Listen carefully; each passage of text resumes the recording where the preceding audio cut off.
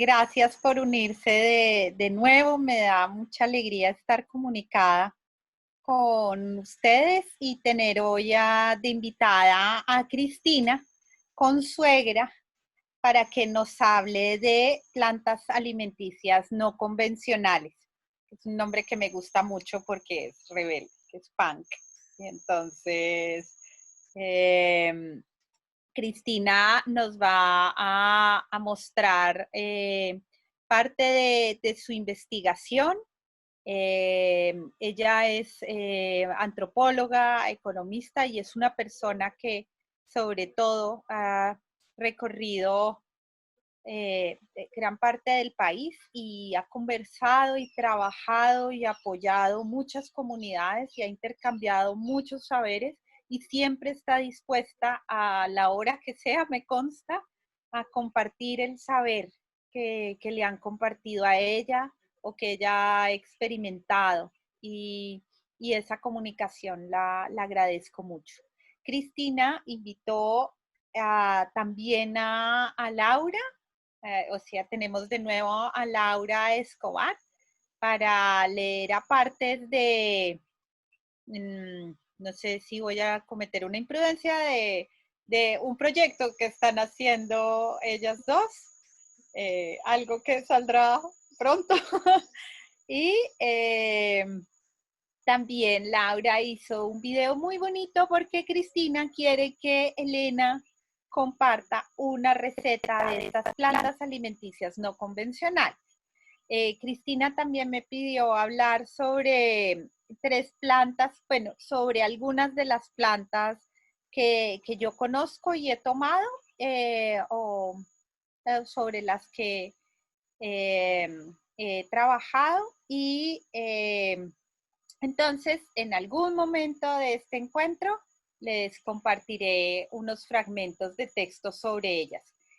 Importante que sepan que ya en la carpeta están las fichas técnicas de agricultura urbana del Jardín Botánico. Esas fichas son maravillosas, está planta por planta, cómo sembrar y también recetas para cocinarla. Entonces, las fichas técnicas del Jardín Botánico son maravillosas. Está el manual de agricultura urbana, está el manual de biopreparados. También en un texto que se llama Bienvenida y referentes les doy como un aspecto desde el mundo, un panorama desde chiquito, muy cortico, desde el mundo del arte sobre el suelo. Y ya está el libro de Bárbara Santos para quien si quieren leerlo antes de la próxima sesión. Y vamos a seguir compartiendo documentos. Ahí está la cartilla del suelo, que es muy hermosa, de Primavesi, la brasilera, que enseña a cuidar el suelo. Entonces, ya, los dejo con Cristina y mucha alegría verlos. Gracias, María. Bueno, pues antes de como empezar, o quizás para empezar, yo quería añadir a lo que acaba de decir María, que yo también soy Cristina, la amiga de María, y yo resalto esto no solo porque pues me gusta celebrarlo, sino también porque creo que la invitación a participar en este ciclo tiene que ver precisamente con eso, en el sentido que como que en el núcleo de la amistad que nos vincula con María está como el reconocimiento compartido de que ante todo somos colegas planetarias, que yo creo es como un entendimiento que sí, que considero que atravesado o no por la amistad, como que nos permite explorar, asumir, cultivar y llevar una forma de relacionarnos entre nosotros que es pues, muy importante y también muy especial, porque se basa sobre todo como en el reconocimiento de la horizontalidad y como la valoración por igual de todas las formas de vida, sean estas humanas o no humanas. También la interrelacionalidad o interdependencia insuprimible de la vida, el cuidado mutuo, la abundancia, Y diría que pues esas entre muchas otras cualidades que de hecho he visto manifestarse en este ciclo de charlas, así hayan ocurrido de manera virtual, y que siento como el inicio, la siembra como de una comunidad sensible, atenta, ¿no? Y comprometida como con el cuidado de la vida y también con el propósito al que nos invitó María, que es el de crear el suelo, eh, que tiene, como hemos visto, implicaciones por una parte pues muy concretas, y pienso con esto pues en todo lo que hemos aprendido frente, por ejemplo, pues a la paca digestora con Cristina, el compost y la reutilización de la materia orgánica con Elena, el uso de abonos verdes con la familia de Oscar, el oficio custodial semillas con Fabriciano, pero que también tiene como otra dimensión simbólica, la cual nos lleva como a preguntarnos por pues, preguntas que considero fundamentales como la pregunta por la pertenencia, nos lleva también como a buscar construir o hacernos un lugar, quizás convertirnos en ese lugar, ser soberanos, buscar producir nuestra propia comida, ¿no? Regenerar la vida. Eh, y algo pues que nos enseñaba Laura también es como a participar de la geología o de los futuros geológicos de la Tierra. Entonces, pues como que inicio con esto agradeciendo mucho pues este espacio a María y a todas y a todos. Y quería como invitarlos a hacer como un pequeño ejercicio de, como de imaginación profunda o pues de imaginación, en el que quisiera que por 3 minutos cierren los ojos y que reconstruyan como un encuentro que hayan tenido con una planta, que vuelvan al paisaje en el que esta planta crece,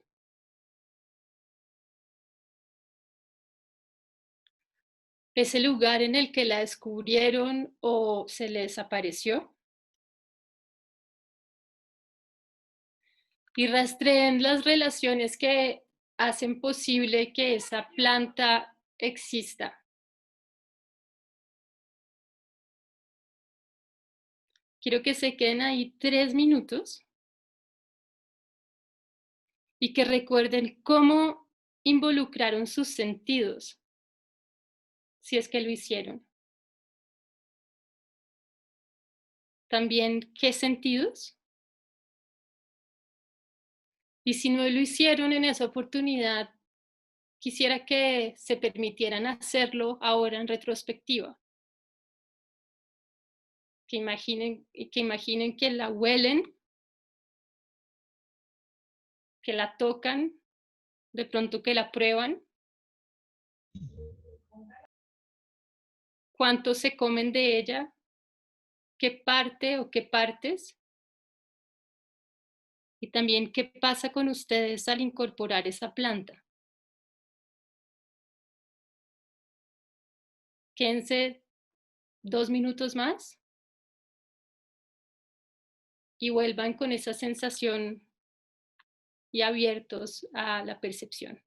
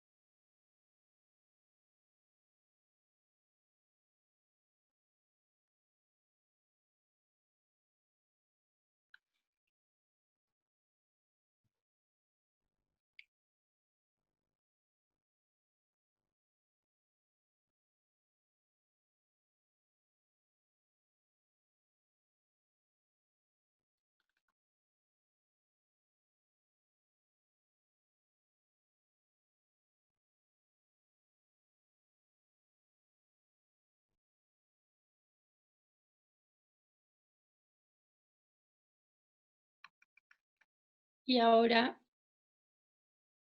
permitan que esa planta pues los acompañe a lo largo de toda la charla. No.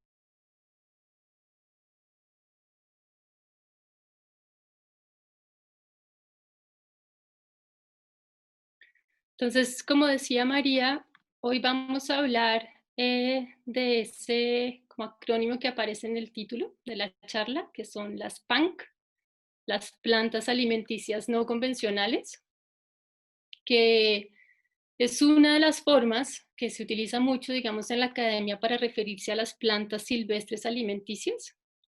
Hay otras formas, digamos, también como de referirse a estas plantas. Otra que se utiliza como en, digamos, otra forma, digamos, como técnica que se utiliza y que, por ejemplo, aparece como en muchas de las publicaciones del SINCHI, que es el Instituto Amazónico de Investigaciones Científicas, y que yo creería que también utiliza el Humboldt, es el término productos forestales no maderables.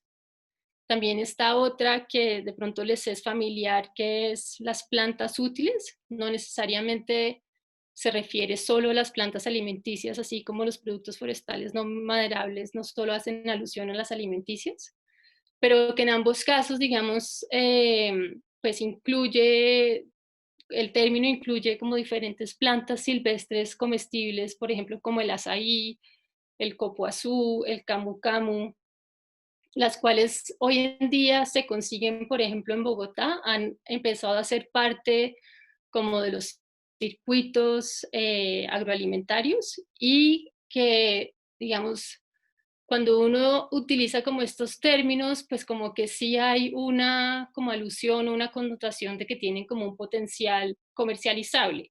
Y de hecho, pues muchas de estas se han utilizado como una estrategia, por una parte, de conservación de la biodiversidad por medio del uso y también como una estrategia de encadenamiento productivo que pueda generarle ingresos como a las comunidades rurales eh, y sí, pues, pues, y que hace parte como de programas de mejoramiento como de condiciones de vida. Otra forma como de llamarlas, a la que digamos de, pues a la que ya hice alusión y que es pues más parroquial y cercana como a todos nosotros, es simplemente plantas silvestres o plantas espontáneas o plantas de monte comestibles, dependiendo de en qué parte del país esté uno también, pues la referencia es distinta. Pero un poco lo que pasa con todas estas definiciones y más adelante, como decía María, vamos a jugar un poquito con eso que nos permite, esas licencias que nos permite, como el término PAN, que el hecho de que no sean convencionales, pero pues lo dejo para más tarde. Pero entonces un poco lo que pasa con todas estas definiciones es que pues uno se da cuenta o nos iremos dando cuenta que a pesar de que son como categorías muy amplias, como que en el universo de las plantas silvestres, que también es muy amplio, pretender meterlas todas en un mismo costal, pues resulta muy problemático porque están llenas como de, no sé, en sus definiciones, ¿no? Como de excepciones y cruces, ¿no? Con ellas que complican mucho la cosa, pero que también la hacen muy divertida. Entonces, ahorita también más adelante van a ver a qué me refiero con esto, con unos ejemplos puntuales que les voy a dar de lo que uno podría decir que es una planta silvestre comestible. Pero antes también quería como recordar que algo que es muy especial, ¿no? De relacionarnos con estas plantas, que por lo general, al ser silvestres, pues no se cultivan, ¿no? Es que nos devuelven como a uno de nuestros primeros gestos, como ese gesto primigenio de coger, de atrapar, de recoger, de recolección, que es un gesto que participa pues de manera irreemplazable en nuestro descubrimiento y reconocimiento del mundo. Y es interesante conectar esto también con el hecho de que, pues de los 4 millones de años que lleva, digamos, la aventura humana, al menos 3.988.000 años hemos sido cazadores-recolectores y tan solo 12.000 años hemos sido agricultores. Entonces, realmente es un gesto que está pues muy imbricado en nuestra genética y en nuestra psiquis. Y hoy en día, pues uno podría decir que la recolección, digamos, independientemente como del devenir de la agricultura, pues es una actividad que permanece vigente, sobre todo en contextos rurales y en comunidades rurales, pero que digamos que a pesar de que se recuerda porque los conocimientos sobre esta pues están muy vivos, como que también en muchos casos pues se corre, esta está como corriendo el riesgo de su erosión o de su desaparición o de su olvido, porque en tanto práctica, pues como que se ha dejado de, valga la redundancia, practicar, ¿no? Entonces como que en la recolección, obviamente esto depende mucho pues de los pueblos, pero, ¿no? Si son indígenas, si son campesinos, si son afros, no sé, incluso neorurales, pero como que sí en la práctica de la recolección, pues como que está presente pues esa tensión, ¿no? Como entre su vigencia y pues su olvido. Entonces, volviendo un poco como a lo que les decía antes de la dificultad de definir las plantas silvestres, como encasillarlas y meterlas a todas como en un mismo costal, voy a mencionarles los siguientes ejemplos. Voy también como a aprovechar y les comparto la pantalla para que a medida que les mencione estos ejemplos podamos ir viendo a qué me refiero. Entonces, necesito un instante para hacerlo.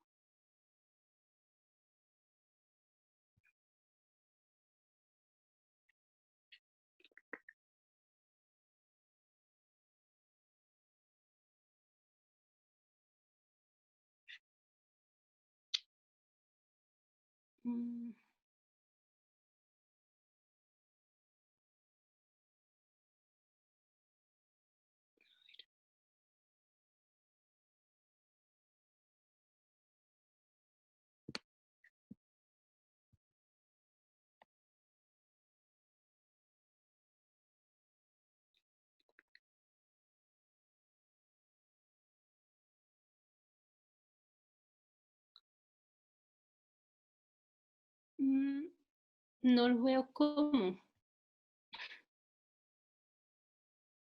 Ah, creo que ya.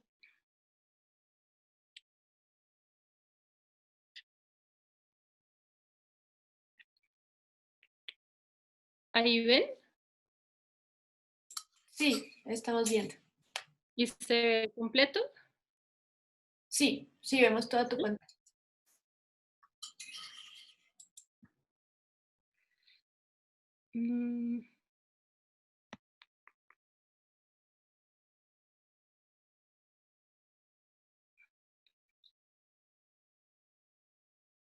Perdón.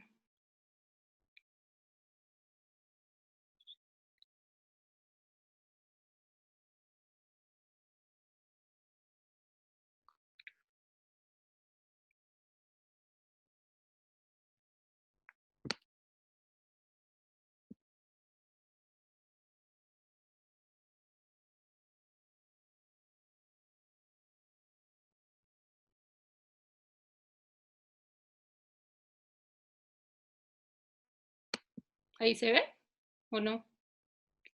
Sí, sí, estamos viendo en pantalla completa.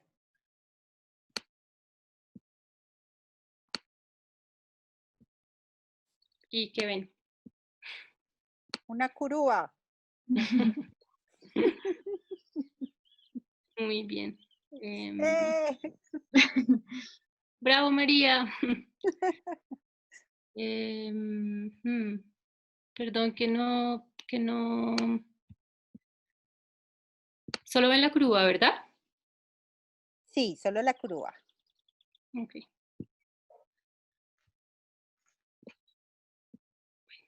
Perdón que no intentamos esto antes. Entonces, voy a hablar de los ejemplos que les mencioné ahorita sobre qué es una planta silvestre comestible. Entonces, voy a leerlos. Una planta silvestre comestible es una mora de Castilla. O también una curúa llamada ecuatoriana en el mercado.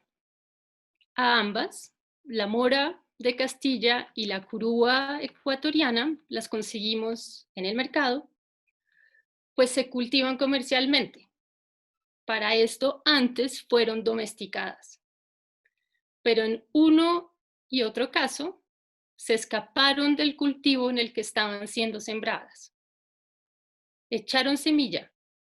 Quizás los pájaros u otros dispersores las ayudaron y crecieron silvestres en los bordes de un bosque.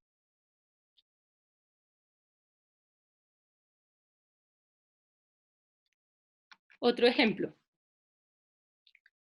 Una planta silvestre comestible es un tomate que los incas cultivaron en las laderas de los Andes. Luego, los pueblos del Valle de México domesticaron, los españoles se empacaron y aún así encontramos creciendo por entre los andenes rotos de la ciudad. Y con esto quiero leerles un pequeño inventario de los tomates que se conseguían en el mercado de Tlatelolco, en Teotihuacán, en 1519. Voy a leerlos también. Se conseguían tomates grandes, tomates pequeños, tomates verdes, tomates de hoja, tomates flacos, tomates dulces, tomates enroscados llamados serpiente, tomates en forma de pezón, tomates coyote, tomates arena y los que son amarillos, muy amarillos, totalmente amarillos, rojos, muy rojos, rojos carmín, rojos vivo, rojizos y otros más rosados como el amanecer. Otro ejemplo de una planta silvestre comestible es el siguiente. El guáimaro, que los mayas apreciaban especialmente y el cual constituía una parte muy importante de su dieta. Los arqueólogos dicen incluso que el guáimaro era más importante para los mayas que el maíz.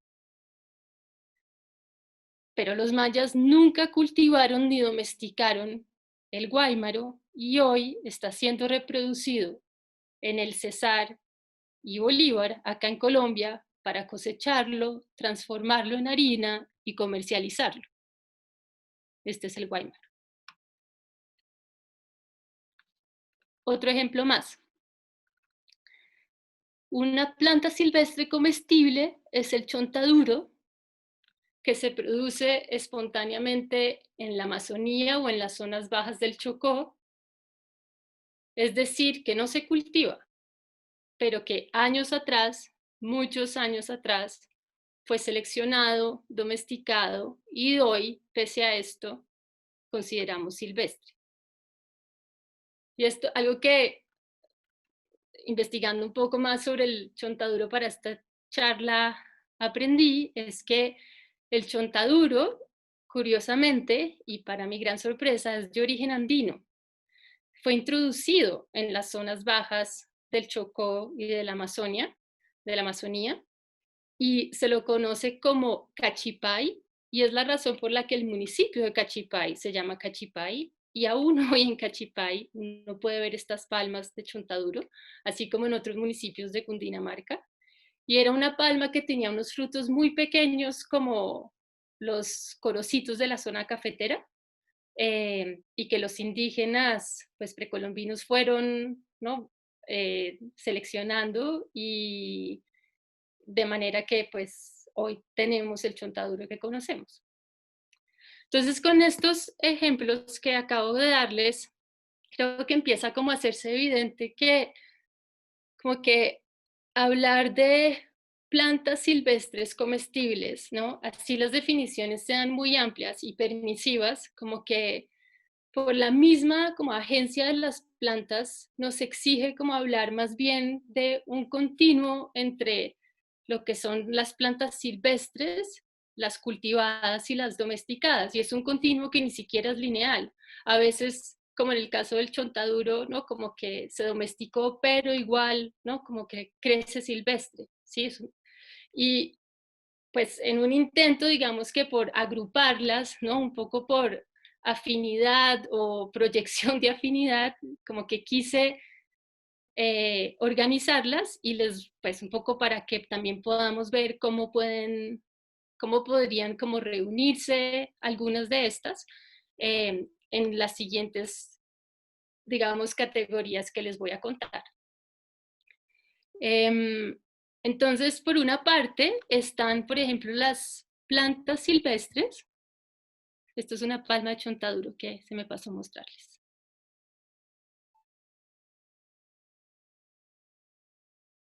Entonces, por una parte, pues están las plantas silvestres que crecen espontáneamente en el monte o en ambientes no perturbados y que no se cultivan ni han sido domesticadas. Entonces, por ejemplo, con estas,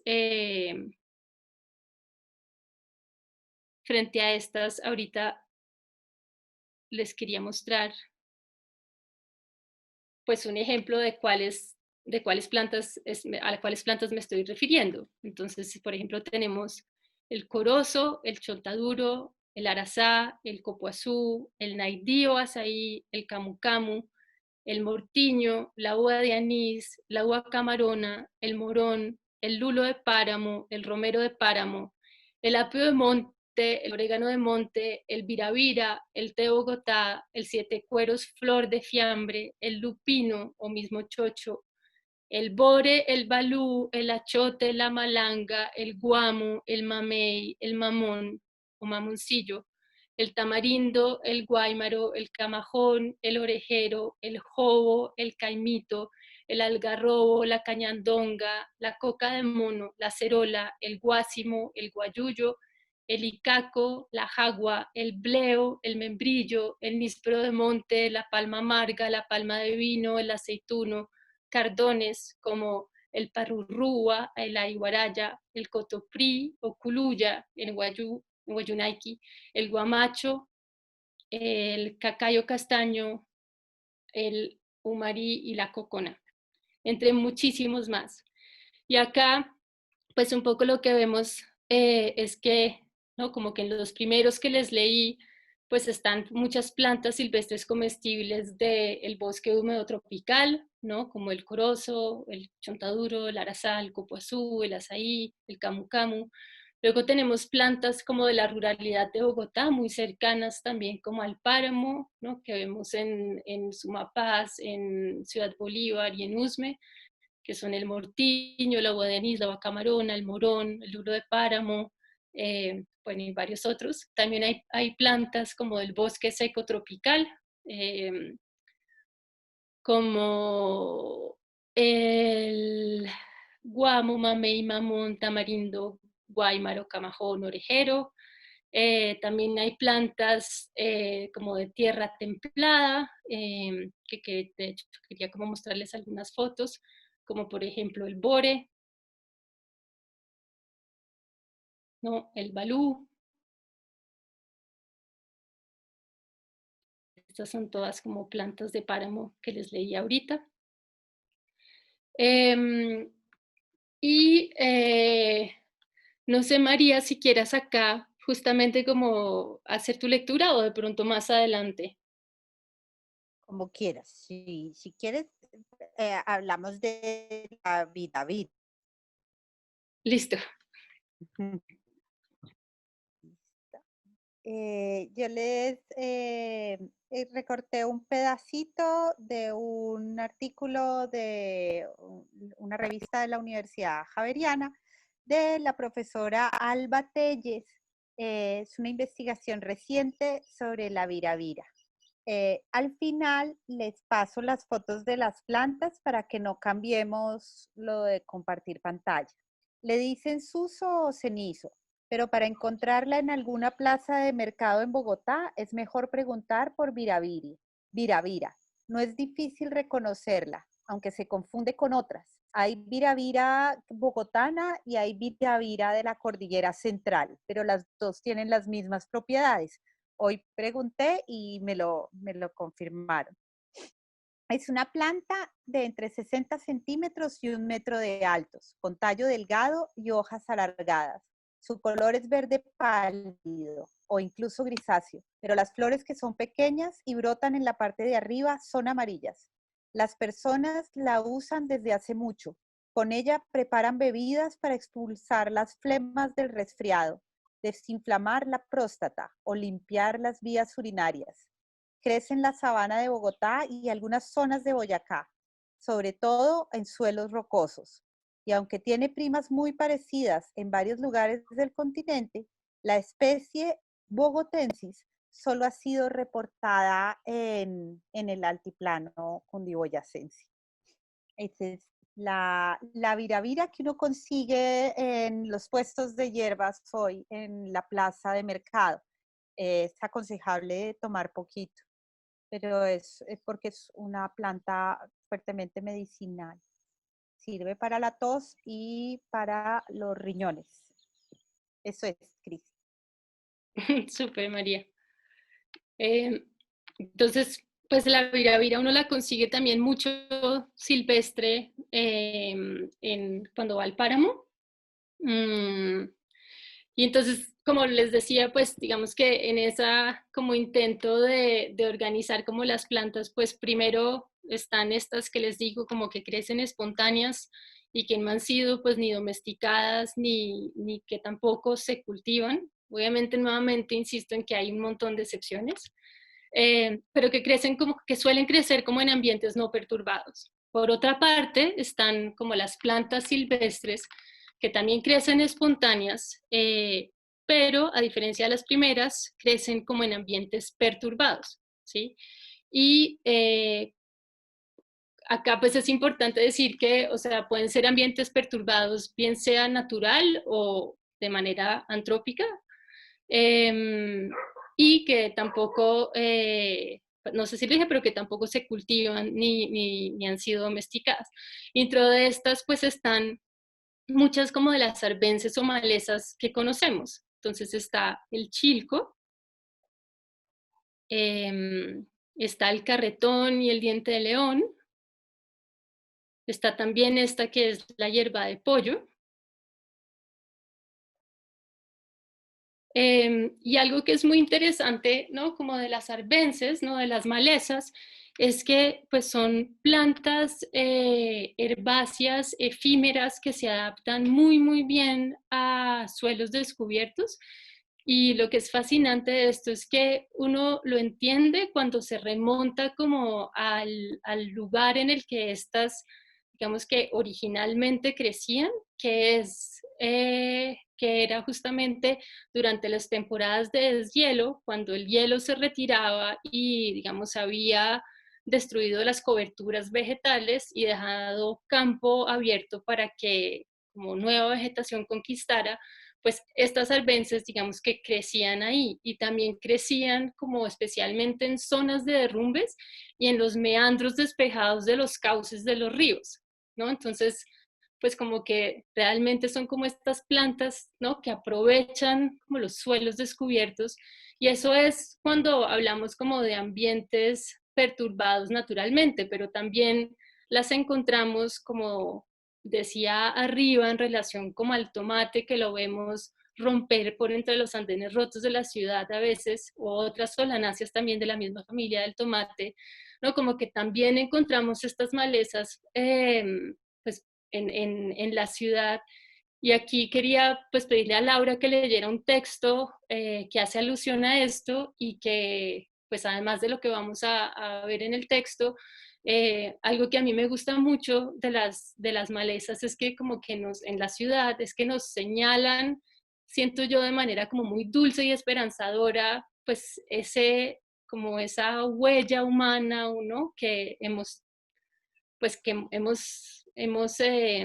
dejado como y que dejamos, ¿no? Todos los días como en el planeta. Entonces, Lau, si puedes leer el texto. Sí, ¿me escuchan todos bien? ¿Se escucha? Sí. Sí. Voy a aprovechar y lo pongo acá para que sigan la lectura si quieren junto con Laura, pues, es decir, para que la puedan leer a medida que ella lee. Listo. Andenes rotos. A veces me parece que los andenes rotos son como cordilleras en formación, algo semejante al movimiento de dos placas tectónicas. Debe quebrar la redundancia del asfalto y hacer aparecer una montaña para hormigas en medio de la ciudad. De hecho, es curioso que los andenes, al perder su forma premeditada, remedan paisajes antagónicos que podrían ser desiertos o cauces secos, cañones o mesetas. Para mí, los más fascinantes son los andenes rotos que le dan paso a las malezas y nos hablan de la obstinación con la que la vida busca manifestarse. En estos intersticios por los que rompe y crece la vida, se anuncian también los bosques que están por venir. Gracias, Lau. Gracias a ti. Entonces, otro, digamos, como grupo como de plantas silvestres comestibles son como las plantas silvestres cultivadas y domesticadas.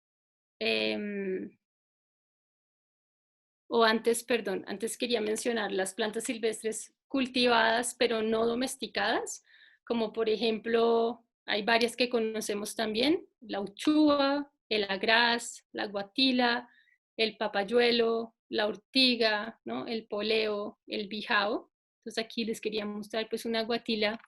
Ahora, nuevamente hay excepciones, ¿no? Como que esta es una mera guatila como silvestre. Hay unas que sí se dan como en cultivo.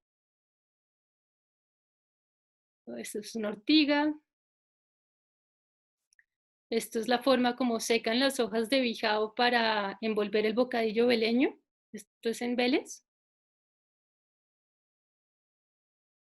Y estos son unos fiambres empacados en bijao fresco y junto con unos bocadillos empacados en bijao seco.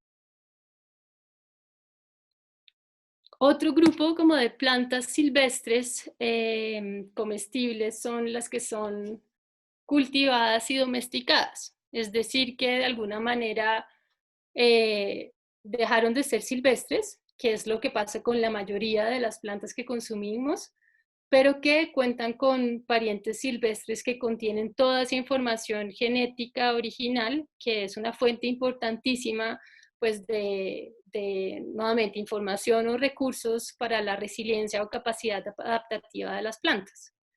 Entonces aquí también quería pedirle a Lau que leyera un texto sobre el pariente silvestre del repollo, que es un repollo marino, y poder hacer un poco alusión a esa pues memoria, ¿no? Como silvestre en las plantas domesticadas.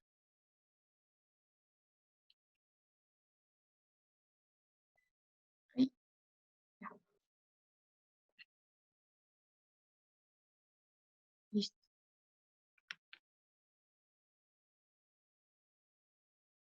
La forma marina del repollo. El repollo silvestre crece en acantilados marinos sobre las costas europeas del Atlántico. Sus hojas desordenadas tienen la forma del viento al rozarlas, un poco como las olas, y sus raíces y tallos son fuertes. Me imagino que para aferrarse como algunos crustáceos a las rocas. También su color es particular, entre impermeable y húmedo, como una capa adherente de atmósfera marina. Este repollo salvaje es el ancestro común de cultivares como el repollo verde y el rojo, el brócoli, la coliflor, las coles de Bruselas, los nabos y la rutabaga. Todos estos son variaciones de este primer repollo marino del que los pueblos agrícolas han seleccionado durante años diferentes partes de su estructura para darle vida a cada forma. Los repollos rojo y verde son resultado del desarrollo de las hojas, el brócoli y la coliflor de la flor, las coles de Bruselas del tallo y los nabos y la rutabaga de la raíz. Aunque indirectamente, cada variedad recuerda la forma marina del repollo y al mismo tiempo es el testimonio de la memoria biocultural de los pueblos en relación con un paisaje, o también de la interpretación que estos hacen de las posibilidades infinitas de la biodiversidad que reposan latentes en la naturaleza. Gracias, Lau.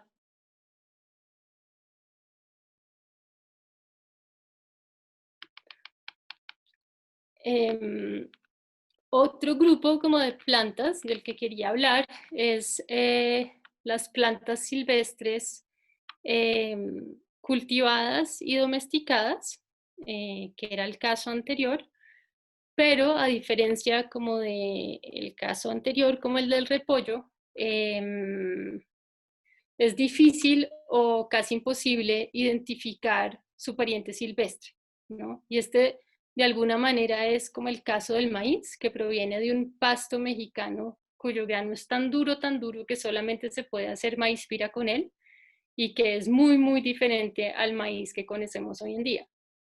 También pasa como en el plátano, ¿no? Como el plátano, o sea, lo que comemos hoy es un clon, y como que aquí a mí siempre me ha quedado la pregunta de, en la medida en que uno clona una planta, como tiene exactamente la misma información genética que la planta, digamos, madre, que la planta de donde, digamos, se clonó como el hijo, si se trata como de un mismo individuo o si se puede pensar como una planta aparte. Es como una pregunta que me hago. Y algo que pasa, digamos, en el caso como del plátano, es que en la medida en que tienen la misma información genética, pues como que son muy vulnerables, ¿no? Que es como lo que no le, como lo contrario a lo que pasa como con las plantas que no han sido domesticadas, que son ricas en información genética y que por eso mismo pues tienen una resiliencia mayor. Por otra parte, también están, que ya las mencioné antes, cuando les estaba dando como unos ejemplos, están como las plantas escapadas, que son,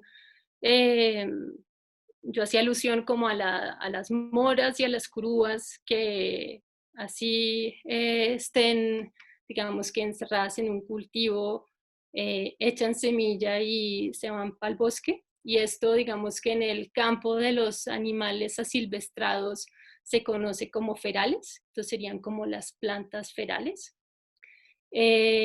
O lo inverso a esto, que es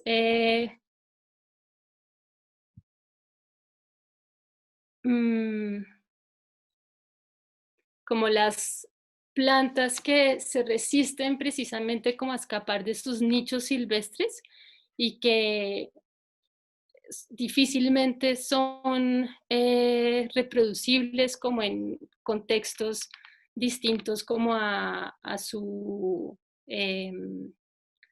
digamos, nicho madre, bien sea por diferentes razones. Entonces, bien sea porque los suelos a los que están adaptadas son ácidos y por lo contrario, ¿no? Crecer en suelos alcalinos y ricos en materia orgánica, como por ejemplo el suelo de una huerta, pues les es muy difícil, y este es el caso de muchas ericáceas que son como como esos frutos rojos andinos, ¿no? Como el mortiño que está aquí en esta foto, o también la uva camarona. También hay otra que es la uva de anís, y que nuevamente necesitan es más bien suelos ácidos como cercanos a los páramos. O también está el caso, ¿no? Como de que les cuesta mucho trabajo, es decir, como que, por ejemplo, muchas especies como de la selva, que están inmersas como en relaciones ecológicas tan complejas que difícilmente sobreviven si se las extrae de su contexto. Y un ejemplo de esto es la nuez del Brasil. Esto es como una foto que no es mía, pero pues que quise, o sea, la encontré en internet y que quise compartirla porque pues es un árbol hermoso. Y en el caso de la nuez del Brasil, algo que es muy interesante es que pues la nuez del Brasil, así nosotros no podamos hacerle como una trazabilidad, como que podemos tener casi que la certeza de que siempre viene de la selva, porque así hasta se cultiva y no sea, digamos, en estricto sentido hoy en día silvestre, solo puede como cultivarse en ese ecosistema madre en el que se encuentran sus polinizadores, que son de hecho unas abejas increíbles que se llaman las abejas de las orquídeas, que necesitan de ciertas relaciones y especies, ¿no? Para poder fabricar como un perfume, que es el perfume con el que los machos cortejan a las hembras y que además se trata como de unas abejas como grandes y muy fuertes, que son las únicas que pueden como empujar las capuchas de la flor de la nuez del Brasil y polinizar la planta. Entonces como que son ya relaciones, ¿no? Como ecosistémicas tan como específicas y complejas que hacen muy difícil que esa planta pues pueda, digamos que prosperar en otro contexto. O también como está el caso como de ciertas semillas que necesitan pasar como por el tracto digestivo de otra especie dispersora, como para que la latencia de la semilla cambie y eventualmente puedan germinar, ¿no? Entonces, pues como que todos estos son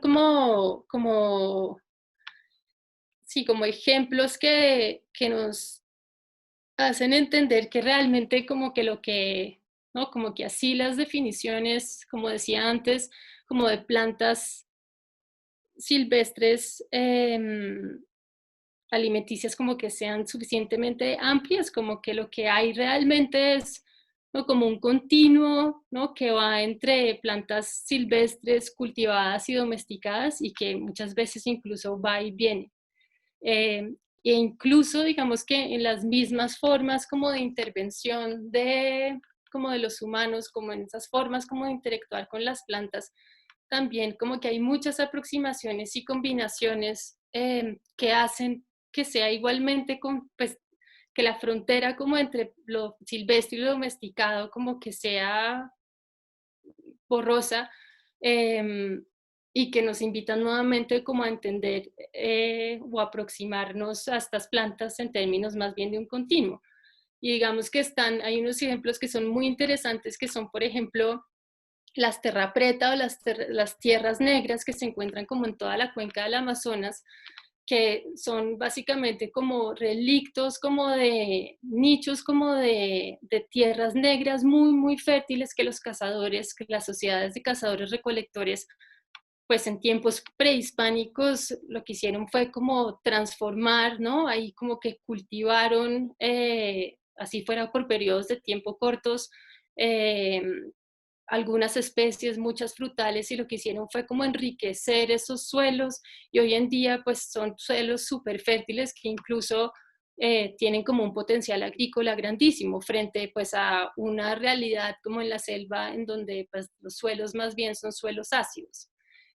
O también están, por ejemplo, ¿no? Que es como un ejemplo muy conocido de los Cayapo en el Brasil, que tienen como islas de vegetación útil, ¿no? Entre como el bosque, o también están los Guaraní en el Ecuador, que tienen como jardines silvestres o bosques cultivados, ¿no? Que nuevamente como que hace alusión como a esas categorías difusas.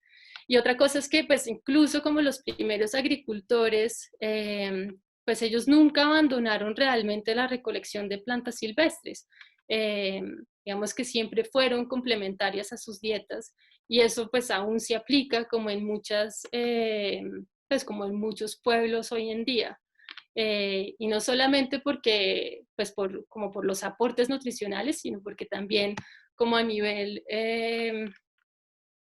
sí, como de sus cosmologías, pues estas plantas son muy importantes. Y bueno, como que pues también como que ampliar, ¿no? Como el espectro de lo que son y pueden ser como estas plantas silvestres, pues nos lleva como a hacernos una cantidad como de preguntas, ¿no? Como por ejemplo, pues ¿por qué se domestican unas plantas y otras no? Digamos, partiendo de la base de que éstas sean fácilmente domesticables y no sea el caso, por ejemplo, de la nuez del Brasil o del mortiño, de estas que les mencionaba, que son tan específicas como a sus entornos. Es una, digamos, de las preguntas que se hacen aún hoy los arqueólogos frente al guáimaro o ramón o nuez maya, que era la que les mencionaba antes. O sea, como que los mayas nunca pues como que parece que nunca la cultivaron siquiera siendo una parte como fundamental de sus dietas. Entonces, pues como que el misterio permanece, como ¿por qué razón? Como que otras preguntas que me surgen es como, digamos, en algunos casos, como el criterio para cultivar o domesticar una planta es como su ubicuidad, o sea, o su, sí, como su, no sé, su redundancia, pero en otros casos esto mismo es una razón para no cultivarla o domesticarla, ¿no? Que es o sea, por una parte, digamos, tenemos el caso como del amaranto en los Andes, como muy, muy prolífico, muy común y domesticado, pero por otra parte tenemos como el bore en tierra templada que pues no ha sido, ni se cultiva, ni ha sido domesticado. Y también, digamos, que conecto aquí como con el texto que leyó Laura, como el repollo marino, pues aunque una planta domesticada deje de ser silvestre, ¿no? Quede esa memoria original como que permanece en esa planta.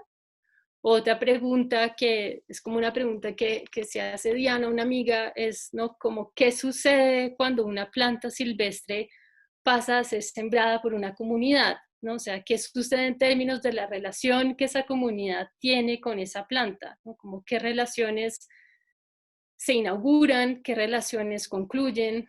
Entonces, pues estas son como apenas algunas de las preguntas que me surgen como en relación a, pues como a ese recorrido, como entre a lo largo como de ese continuo que les menciono.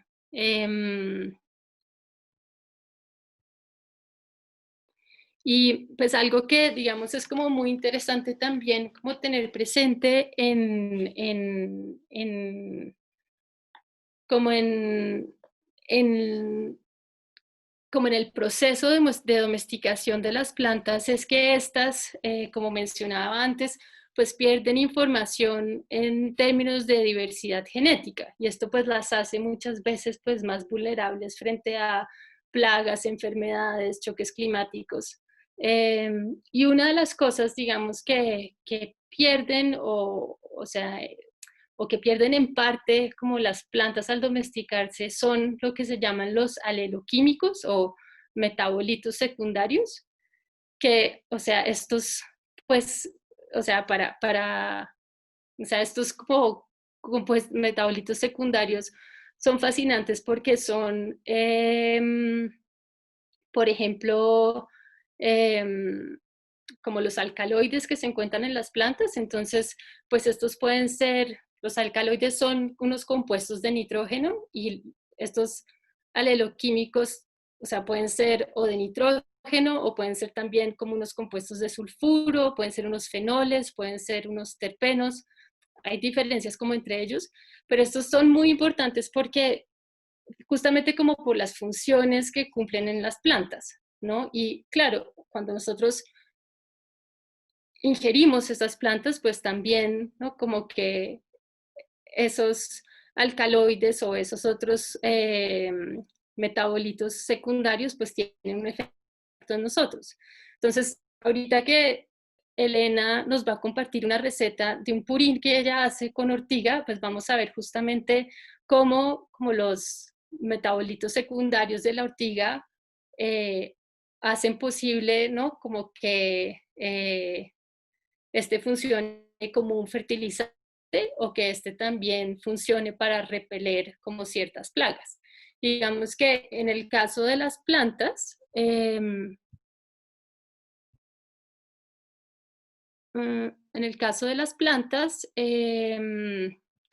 pues estos metabolitos secundarios, por ejemplo, son los encargados de atraer a los polinizadores o a los dispersores de semillas.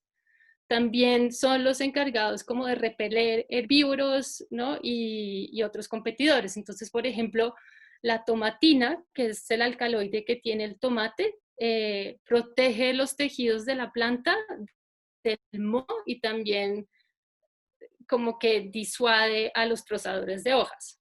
La cafeína, pues que está presente en el café, es un alcaloide que mata larvas y causa esterilidad, como en algunos insectos también depredadores. También como que esos metabolitos se encargan como de regular el crecimiento de las plantas en muchos casos, y en nosotros pues conocemos muchos de estos efectos. Entonces pues digamos está por ejemplo el efecto de la cafeína o de la teobromina o de la teína o de la morfina, todos esos son metabolitos secundarios de las plantas. Y también algo que es fascinante es que estos metabolitos son también los que a veces definen los sabores de algunos alimentos. Entonces, muchos de los sabores amargos justamente son como defensas que las plantas crean, ¿no? Porque lo amargo se asocia como a la toxicidad y que pues para nosotros pues en mayor o menor medida pues es un sabor como agradable. Es el caso de muchas como de las solanáceas, de la familia del tomate, la berenjena, la papa. Entre más silvestre, digamos, sea una de estas plantas, por ejemplo, hay como un pepinito que se da por aquí, yo estoy ahorita en Sopó, y que se da silvestre y es como, ahorita no recuerdo el nombre, pero como que es súper, súper amargo. También de estos metabolitos a veces determinan como el ácido, ¿no? Ese sabor astringente, el picante, por ejemplo, en el ají, pues la capsaicina, ¿no? Como que es un metabolito secundario. Y, y, y frente a eso también como hay unas relaciones fascinantes, ¿no? De, como de auxilio mutuo, como de beneficio mutuo, ¿no? Como entre especies. Y en el caso del ají es bellísimo porque pues como que los pájaros que son los dispersores por excelencia, ¿no? Como del ají, no les hace nada la capsaicina, ¿no? Frente a otras especies que, o sea, y no les hace nada porque pues tienen como un metabolismo, sí, que casi que no lo detecta, mientras que otras especies que podrían depredar, ¿no? Como al ají, en vez de dispersarlo, tienen unos sistemas metabólicos súper complejos, o pues más complejos que los de los pájaros, y bueno, y como que pues no, o sea, como que no protegerían la planta como la protegen los pájaros, pues porque no la podrían reproducir y más bien como que la depredarían. Y pues estos metabolitos secundarios también tienen unas propiedades medicinales impresionantes, lo que también hace que sean súper importantes como para, no solo para la cocina, sino también como para la farmacopedia. Y como jugando un poquito con lo primero que decía María frente como al término mismo como de las punk, ¿no?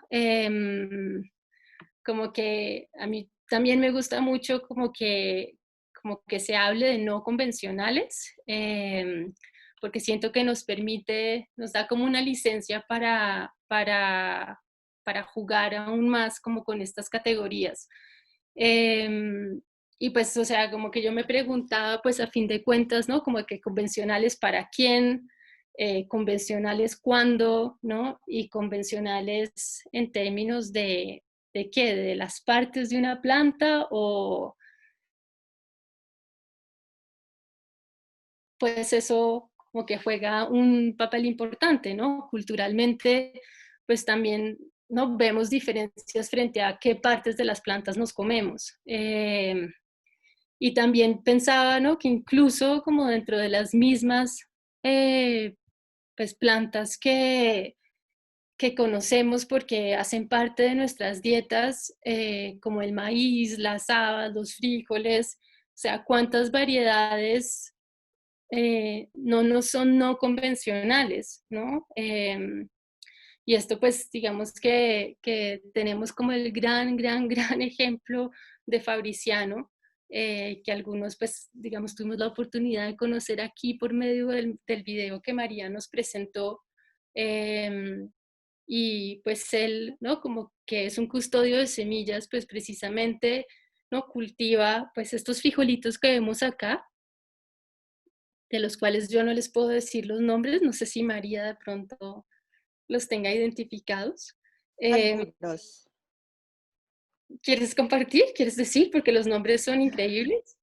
Pues todos esos son frijoles permanentes, que eso es muy bonito, porque la planta, ayer me acordaba, puede durar más de 50 años produciendo.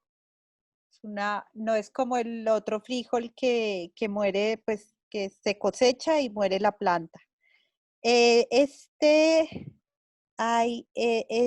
café, hay unos que son frijol piedra, eh, hay unos que son como los cachetones, hay, sí, los que reconozco acá son los piedra y los que se parecen a los cachetones, que son, ay, se me olvidó el nombre, Cristina Sandoval no está acá, ¿cierto? No pudo venir hoy. Ahora les digo. Sí, es el ¿Sí? petaco. El petaco, Cris. Gracias. ¿Y te acuerdas de más nombres? Porque estos cafecitos son los piedra. No estoy mal. Y los negros Eh, con blanco son otros.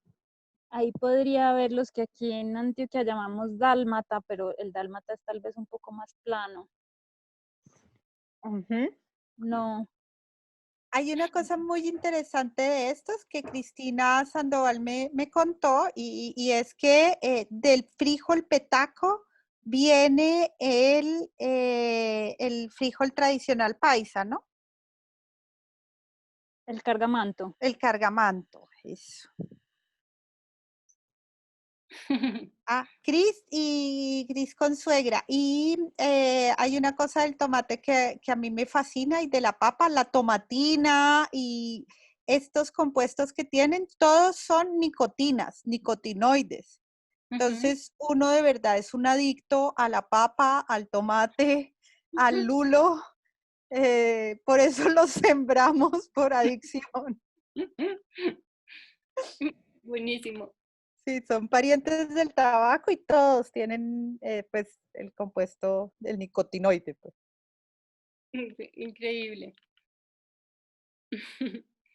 Em, Entonces, bueno, están como estos frijoles, pero también, ¿no? Como uno escucha a Fabriciano hablar, por ejemplo, de las habas grillas, de las habas candelaria, de las habas grillas blanca, de las habas santas, y también todo el arsenal de maíces, ¿no? Que María ayer me contaba cómo los llama Fabriciano. No tengo una foto, pero maíces harinosos y cristalinos, pajaritos y gatos, morados, rojos, amarillos, blancos, dominó.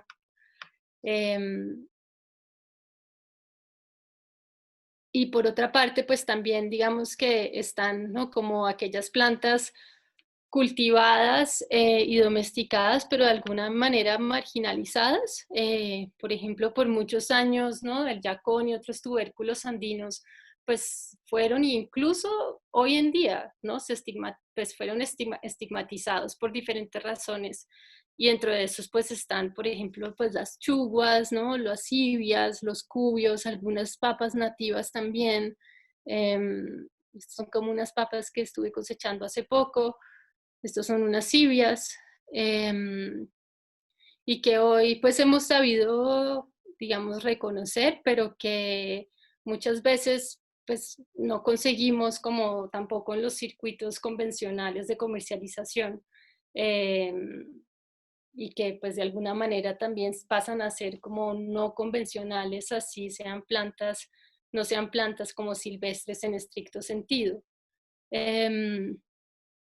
Entonces, no sé, María, si quieras como aprovechar ahorita como esta oportunidad para como leernos un poquito también sobre el té de Bogotá, que lo mencionamos antes.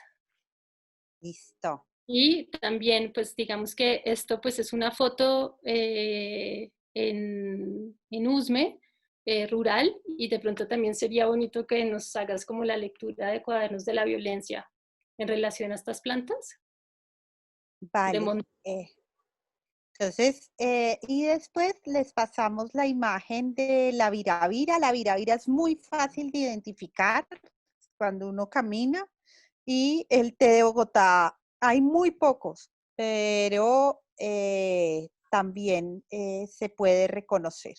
El nombre se lo pone José Celestino Mutis y tiene una historia que a mí me fascina porque es la historia de un fracaso rotundo, porque Mutis cree que puede competir el té de Bogotá con el té de China y que se van a disparar las exportaciones. Pues hasta hoy sigue siendo una planta muy poco conocida y que la venden en el taller de té y en el comedor Transformación y vale mucho la pena tomar. Dice Mutis al describirla, el té puro da la primera tintura por infusión y entonces es un remedio de admirables propiedades si lo manejan médicos inteligentes. Y advierte que puede tomar la primera infusión una vez al día por 2 semanas las personas de quebrantada salud, las de vida sedentaria, las de complexión fría, las que pasan de 50 años y generalmente las que necesitan recuperar vigor y fuerza. El té después de la primera infusión es propiamente té lavado, que se puede usar como alimento del mismo modo que el té de Asia y el café. La primera tintura medicinal se hace como la del té de la China, echando la hoja en agua hirviendo acabada de separar del fuego. La segunda tintura también se hace por infusión. La tercera se hace por cocimiento, poniendo el té de la segunda infusión en agua y al fuego hasta que comience a hervir y manteniéndolo después separado el mismo tiempo de 15 a 20 minutos. Mezcladas las tinturas con leche, hacen una bebida de gusto muy agradable. A cada cuartillo de agua se echarán 2 cucharadas de hoja, si está entera, y una si está molida. Las tinturas se toman con la correspondiente porción de azúcar. Dice Mutis algo que yo no había reparado, que da una sensibilidad que después de tantas críticas, unos casi que no reconocen Mutis. Dice Lemery, sabio y filósofo admirador de la naturaleza, piensa que en cada clima produce cuanto puede lisonjear el apetito de los que le habitan. Y así aconseja el uso de la botánica, de la melisa, de las hierbas vulnerarias, de la flor de amapola y de diferentes culantrillos como plantas indígenas propias para suplir por el té extranjero. Verdad tanto más recomendable cuando la confirman con su conducta los japoneses y los chinos. Y de Cuadernos de la Violencia está, que es Memorias de Infancia, es un libro que hay que leer, aunque me he demorado mucho en leerlo porque es muy doloroso, es muy fuerte de leer. Les traje una parte solamente de las múltiples huidas que ellos comienzan. Para unos 15 días teníamos carne y sal para hacer caldo de carne con hojas de guatila, de bore, de frijol y hongos que conseguíamos entre el monte. Lo que no había era dulce, entonces tocaba buscar o cañas o miel de abejas para hacerles agua medio dulce a los 2 pequeños, a Julio sobre todo, que en esos días había tenido una tremenda diarrea y casi se muere el chino, pues había quedado muy flaquito y muy débil. Entonces tocaba apelar a los remedios caseros y para la diarrea se utilizaba el almidón de yuca y la raíz de la hierba del chivo machacada, tomándola lo más que se pueda.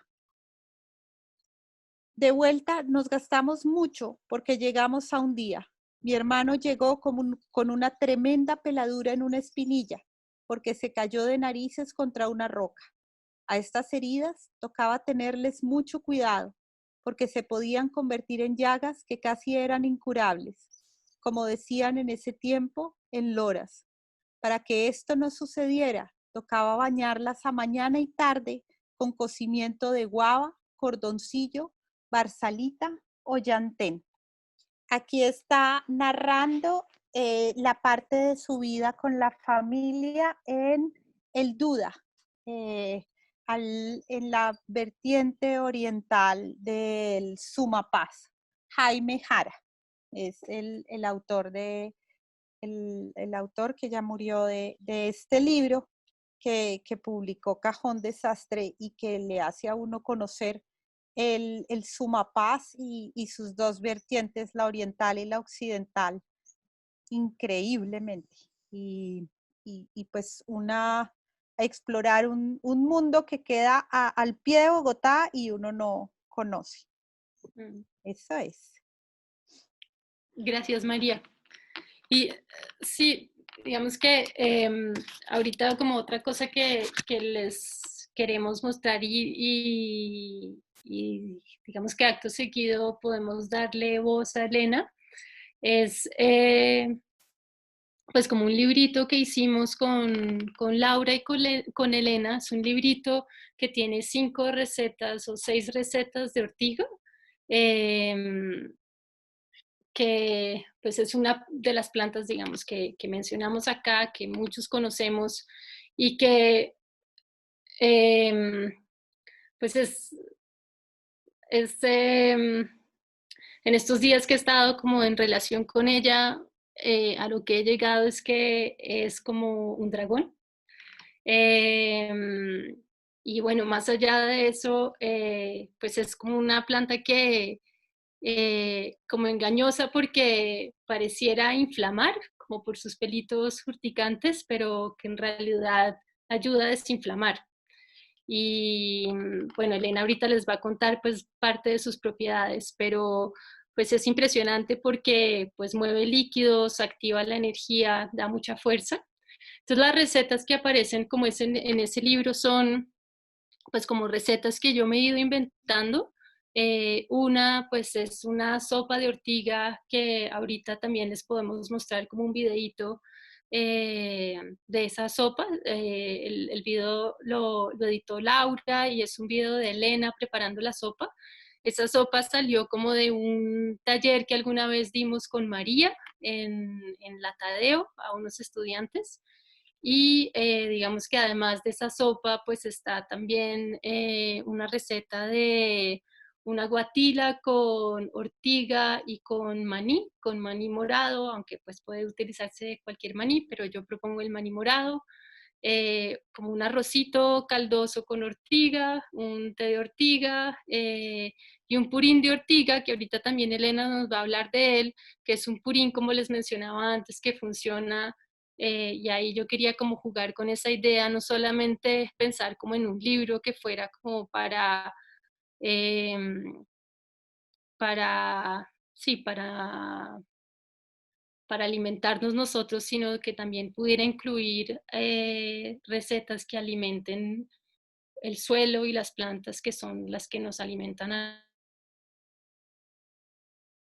suelo mismo es como un estómago y que lo que estamos haciendo es alimentando ese suelo que tenemos como estómago, ese estómago que pisamos como suelo. Con esto que acaba de leer María, también me parecía como importante, y también es una de las razones, lo conecto con lo que estoy diciendo como del librito, y una de las motivaciones de hacerlo es que pues también como que queda abierta la pregunta frente a las plantas silvestres pues comestibles pues además de alimentarnos, como que qué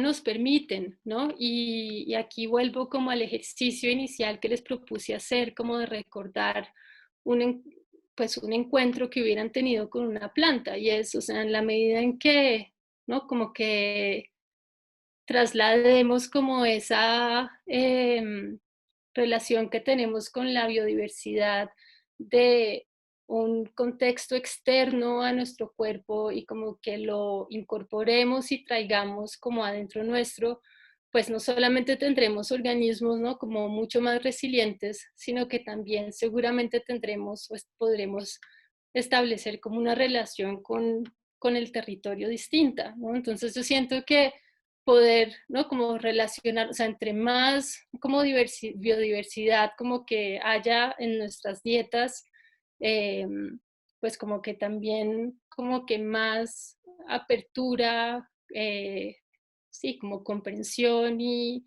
conexión quizás tendremos como con estos territorios de donde vienen las plantas.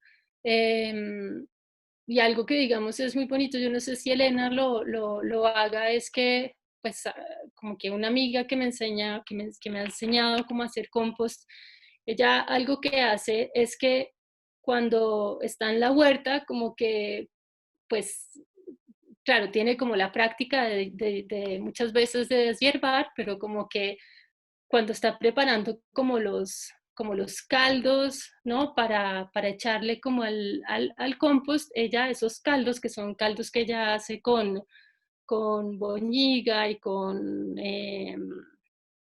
melaza y algún lácteo, y como que ella incluye ahí como todas estas, digamos, arbences, malezas, como para que como que el caldo mismo como que le transmita como al compost la información de lo que, como de la vida que está presente en esa huerta. Y después pues ese compost volverá como a esa huerta, ¿no? Entonces hay como una comunicación que, sí, por medio como del alimento y de su ingestión, pues podemos también incorporar nosotros.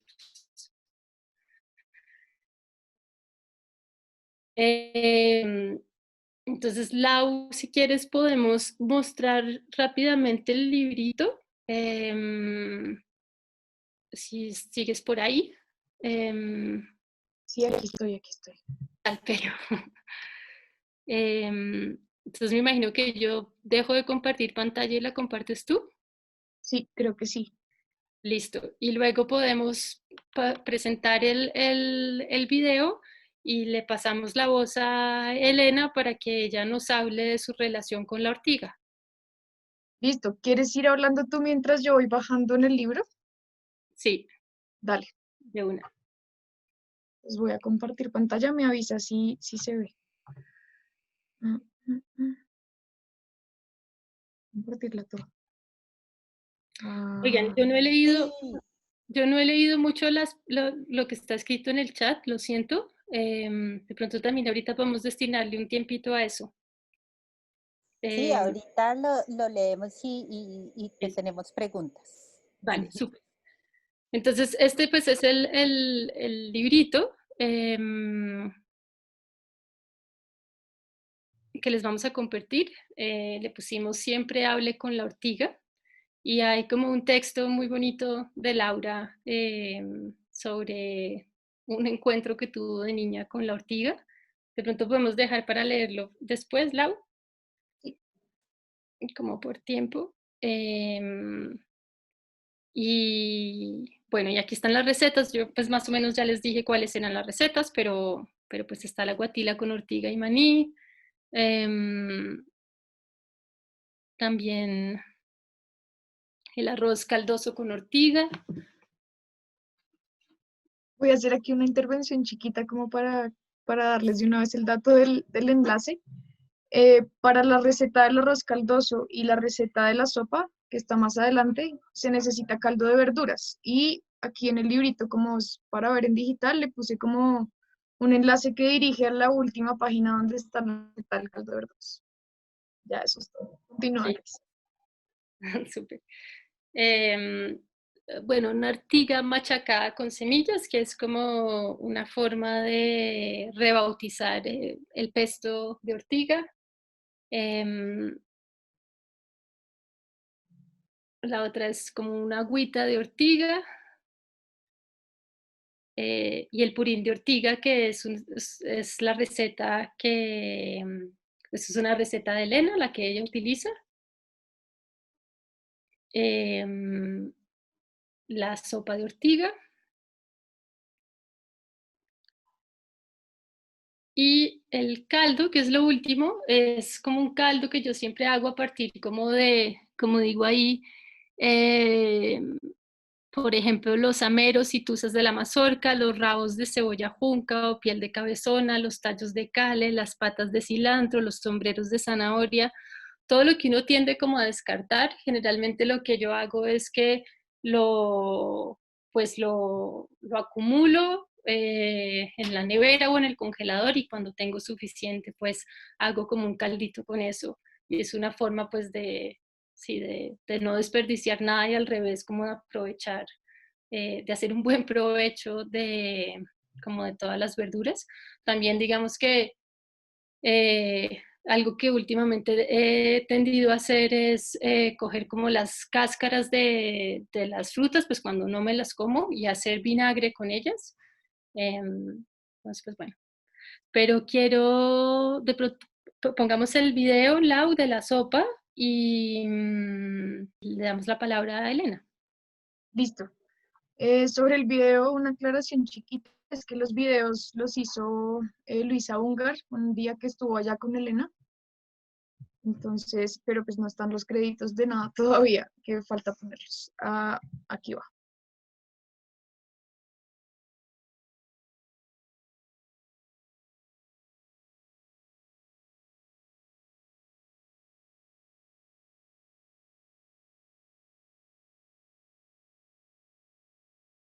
Pero si quiere, si él me conoce, dice, Elena está loca porque a ella no le gusta gastar mucha agua.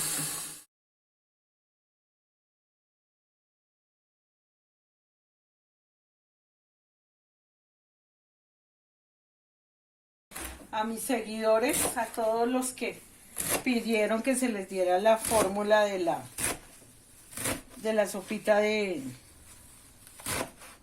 ortiga, aquí les estoy mostrando. Mire, una manotada de mi mano es la ortiga. Y aquí viene rabo de ajo, cilantro, rabo de cebolla y apio.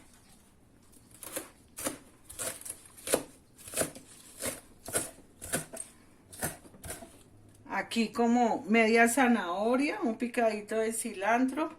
La quinoa, que es esta cantidad, mire, esta cantidad de quinoa que va a ser la proteína y el espesor de esta sopa. Y entonces aquí la tengo en agua, es para mostrarles como la cantidad que puse. Y eso es todo en la sopa. Yo no le pongo ni sal, nada. Esto me da el sabor. En el momento que la esté licuando, si necesita de sal se lo pongo porque considero que todos los productos nos dan muchos sabores. Entonces, mire, esto es todo.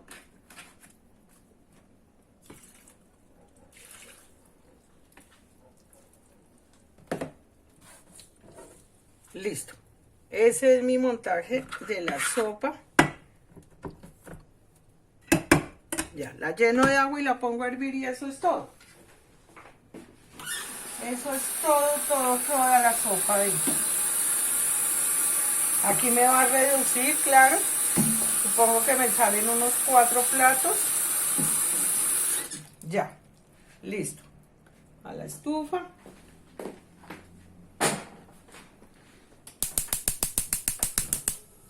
Estuvo, eso es todo. Ahora si quieren les mostramos ya licuada.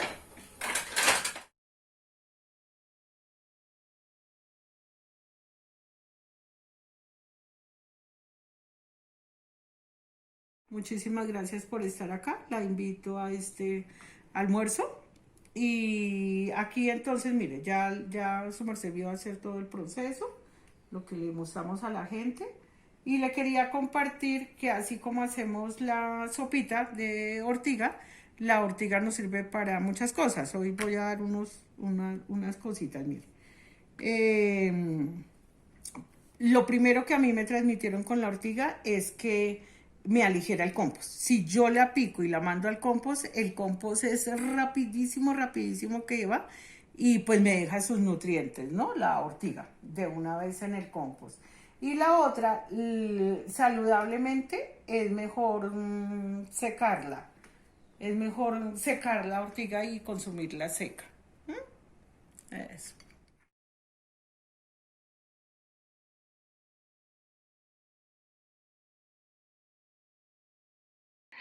Entonces, bueno, ahí también, digamos, cuando subamos el librito, también vamos a compartirles el video de, pues, de Elena. Y sí, lean, pues es decir, en el librito hay una pequeña variación de la sopa, porque, bueno, Elena no le echa sal y yo pongo sal, pero bueno, son como cosas menores. Es muy bello de Laura, que de pronto, digamos, démosle la palabra a Elena y si alcanzamos a leerlo, leámoslo hoy juntos, y si no, pues queda en el libro. Entonces, Elenita, dime, María. Una cosa es responder o leer también lo que están poniendo los participantes. Sí. No sé si quieren después de Elena o después de, o Sí, ya. yo O creo si que quieres, sería chévere como las preguntas, o sea, hacemos todas las preguntas al final, Listo, perfecto. ¿les parece? Súper. Listo. listo. Hola, Elenita, ¿está por ahí? Su merced. Sí, señora, claro, aquí estoy. Buenas tardes a todos, a todas. No, pues me alegra, me tiene aquí. Siempre lo diré y qué pena que parezca rayada todas las veces, pero conmovida con todo lo que transmiten y no, esto aquí me ponen a pensar muchísimo.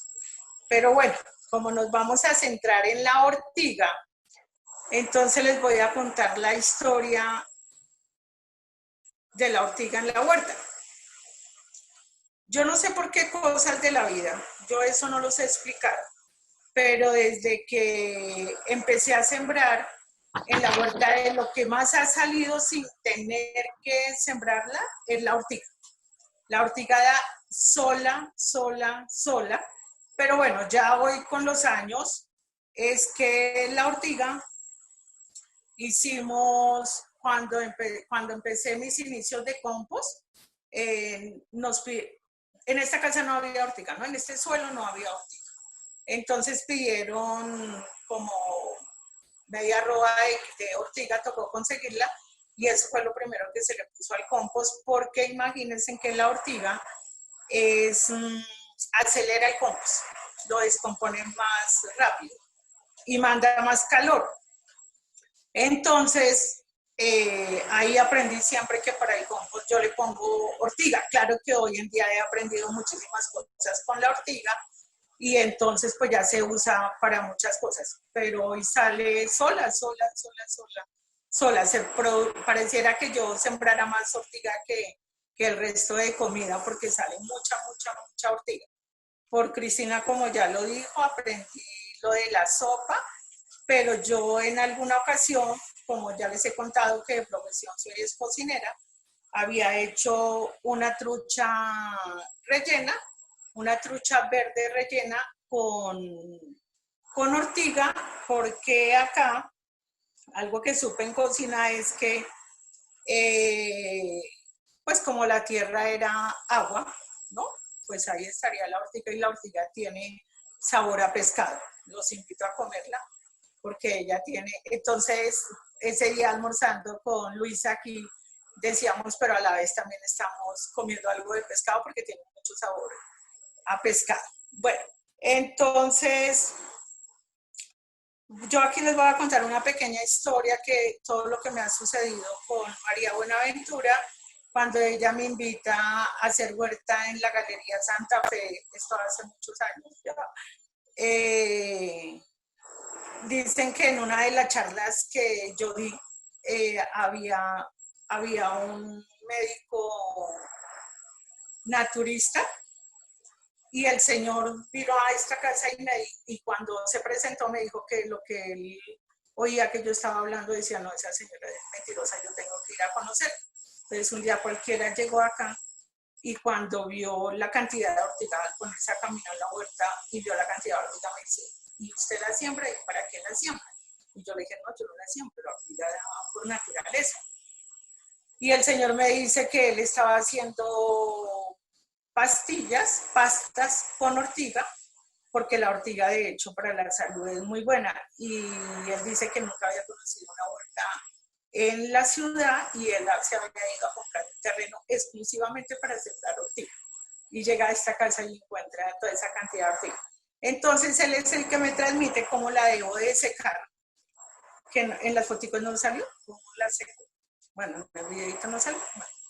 Entonces tengo una cosa muy rudimentaria para secarla y la seco y la vuelvo polvito y él dice que por mis ojos supo que yo sufría de latencia. Entonces sí, yo soy diagnosticada hipertensa hace muchos años y me enseñó a tomármela, pero él sí me repitió muchísimo y yo lo hago lo mismo con ustedes. Tenía que ser muy consciente para tomar esta ortiga, ¿no? La seca. Él no aconseja el té de ortiga, la seca. No era en ninguna infusión, sino cuando me siento a almorzar, poner muy poquita ortiga en la comida, pero como él dijo que yo me podía bajar la tensión, pues yo me puse más bien exageradita con la ortiga y con los años medio, bueno, sí, al tiempo me dio se me vino la sangre por la nariz y tocó ir de urgencias, porque me adelgacé muchísimo la sangre. Eso es algo que pasó en mí y que tocó aprenderlo, ¿no? La ortiga es de cuidado, pero mire, yo mejor dicho, ya he aprendido que cuando las plantas me producen demasiado, hay plantas que es que uno no las siembra, entonces ellas me están diciendo, bueno, analíceme, estúdieme, lea muchísimo sobre mí, porque estoy por algo y para algo, ¿no? Entonces, si algo he estudiado es la ortiga, de verdad. Tanto que llegué a una lectura que dice que es la planta de la eterna juventud, la ortiga. Y bueno, en la huerta, entonces, como decía Cris, hago purín de ortiga. En un videito que les hicimos, entonces yo cogí libra y media de ortiga para una botella de 3 litros, ¿sí? La licué y yo no la cuelo, porque hay una cosa, la ortiga me sirve como fertilizante o como controladora. Entonces, no la cuelo cuando la quiero de fertilizante. De fertilizante, esa botellita de 1,5 litros la convierto en 3, o sea, pongo otra cantidad igual, no la cuelo y voy y roceo las plantas que realmente veo que necesitan de la ortiga y roceo la huerta, pero que me quede ahí la ortiga, porque ¿qué hago? Al otro día con un palito, que acostumbro a trabajar mucho con palitos en la tierra, voy y la mezclo a la tierra. El primer día la dejo ahí encimita y al otro día voy y la mezclo en la tierra y ella me está fertilizando las raíces, que es lo que necesito. Pero cuando es como controladora, entonces cuando es como fertilizante, a los 2 días yo ya la puedo usar. Pero cuando es como controladora, entonces tengo que dejarla que ella fermente y lo mínimo que la debo dejar que fermente son 8 días. A los 8 días sí la cuelo, en ese caso entonces son 3, hago 3 botellas de agua, o sea, 4,5 litros y la meto en el aspersor y voy a las hojas, porque ¿dónde están los záfiros? En las hojas, ¿no?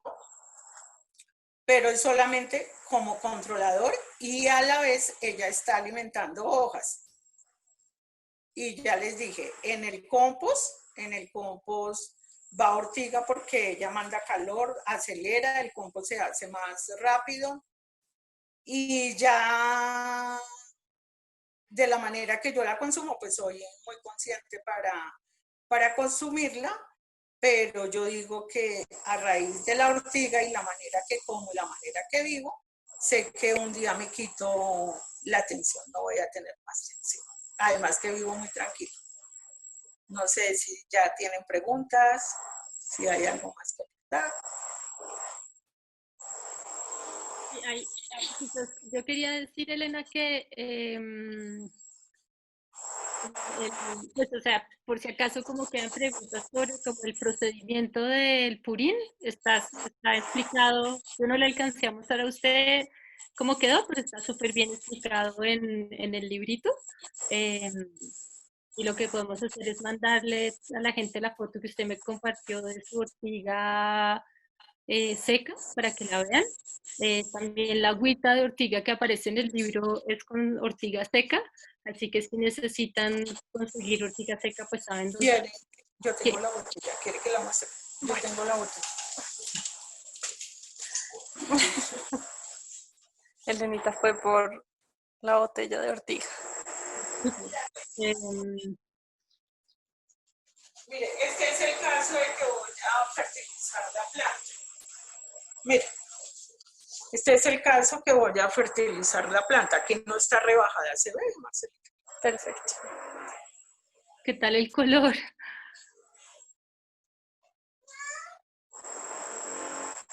Gracias, Elena. Mire esta belleza. Y de ese color queda la sopa, ¿no? Sí, tal cual. Sí. Esto también es buena para jugos verdes en la mañana, ¿no? Solo clorofila. Un poquito. Sí, cuando uno come ortigas, sí se siente muy cercano a un rumiante.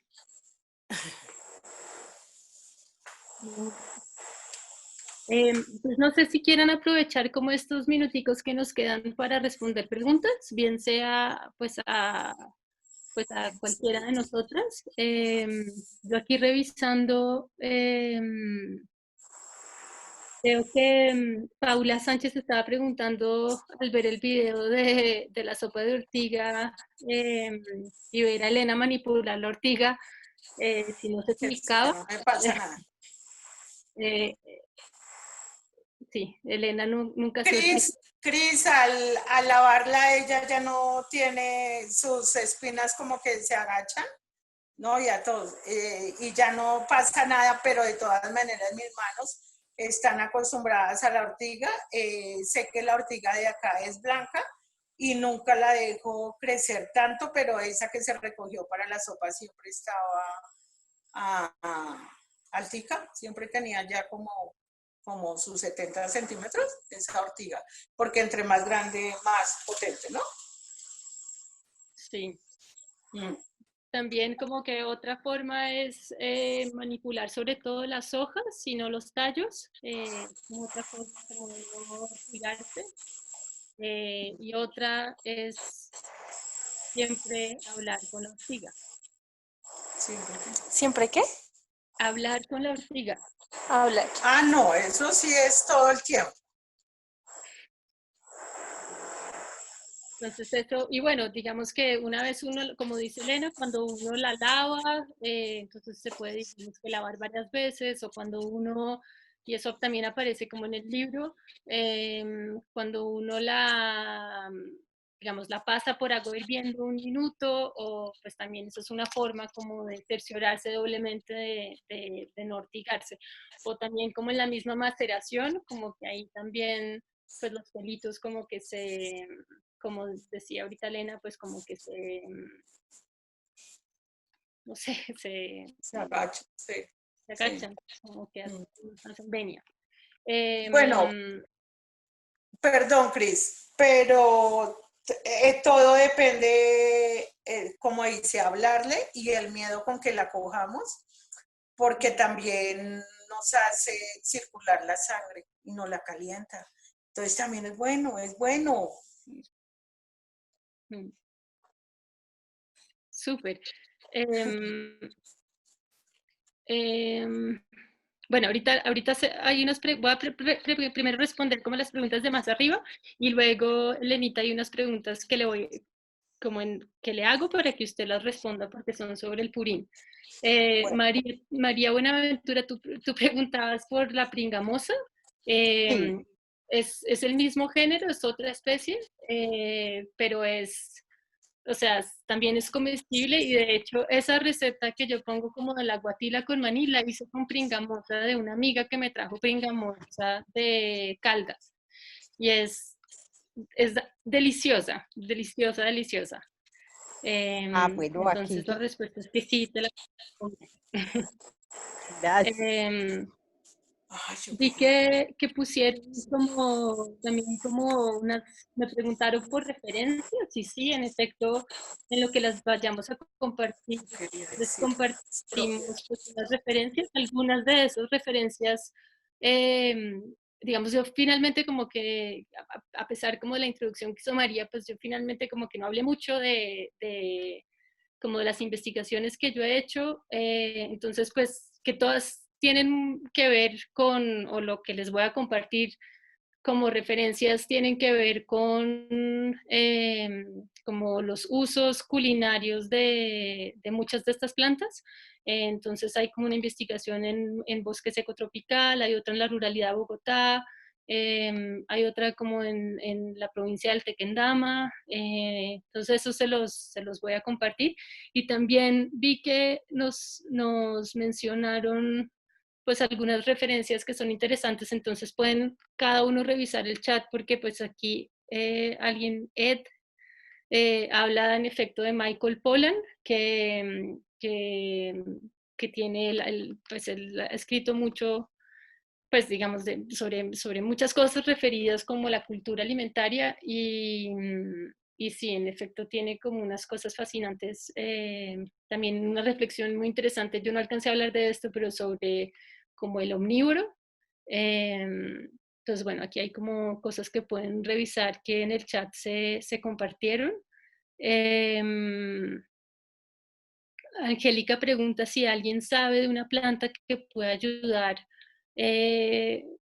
a la epilepsia o disminuir las convulsiones. Yo en este momento no tengo nada en mente, pero puedo investigar y el próximo miércoles decirte. Y esos textos también a los que quieran que se los compartamos, los podemos compartir, los que leyó Laura.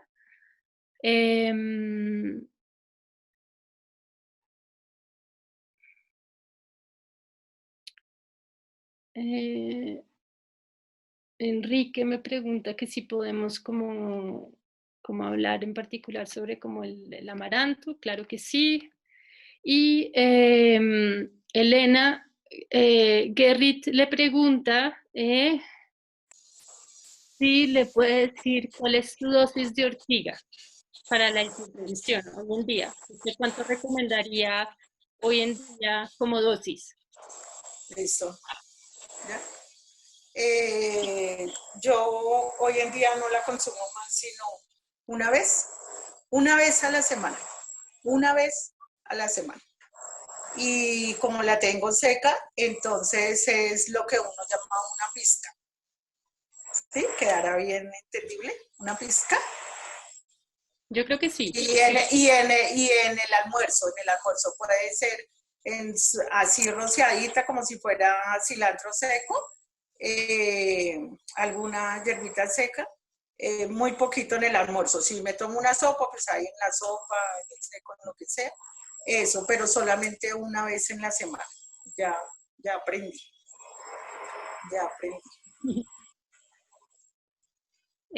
Después Dilma pregunta que si la ortiga para fertilizar se le agrega agua o si es cuando se usa como controladora. Y pues, es que Cris ahí no se compartió ese videito de cómo la hicimos. Después lo comparto yo. Okay. Sí, es decir, quedaríamos pendientes con eso cuando estemos diciendo los fertilizantes y los controladores, pero ya tenemos ese video hecho. Sí, también en la receta está muy claro. Entonces les compartimos ambas cosas para que no quede duda. Pero digamos que en ambos casos se agrega agua. En eso En eso vamos a hacer énfasis en ese tallercito de fertilizantes y controladores orgánicos, que todo sale de la misma huerta, pues en el caso de acá, pero enseñamos todo, transmitimos todo.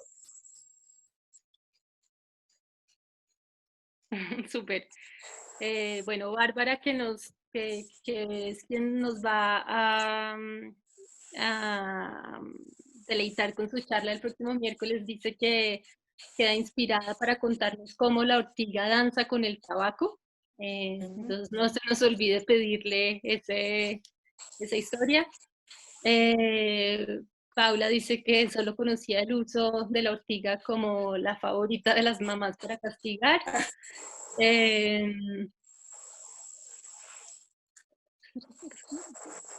Uy, qué delicia.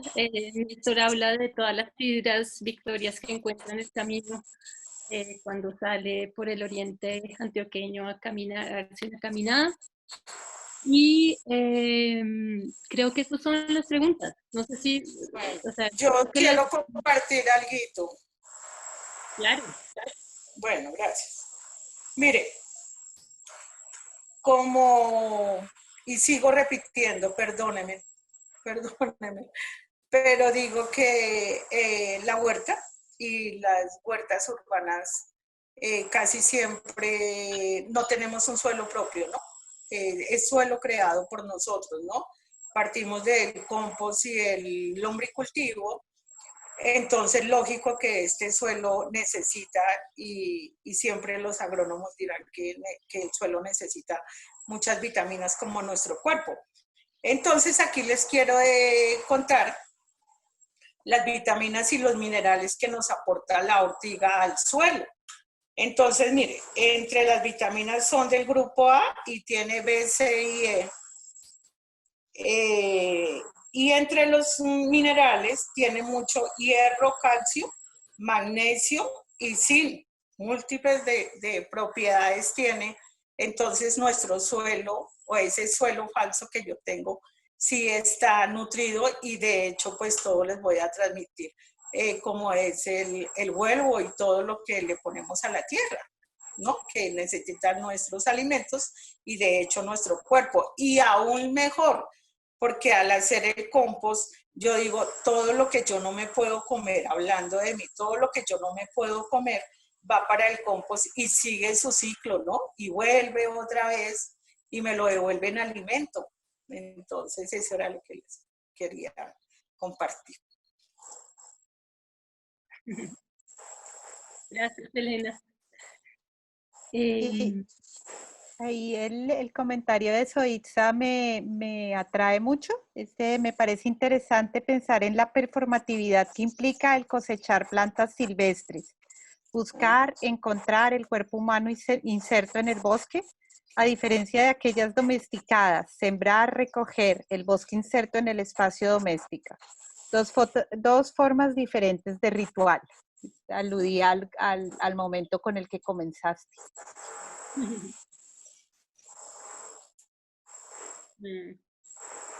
Gracias, María. Hay como un comentario más. Uy.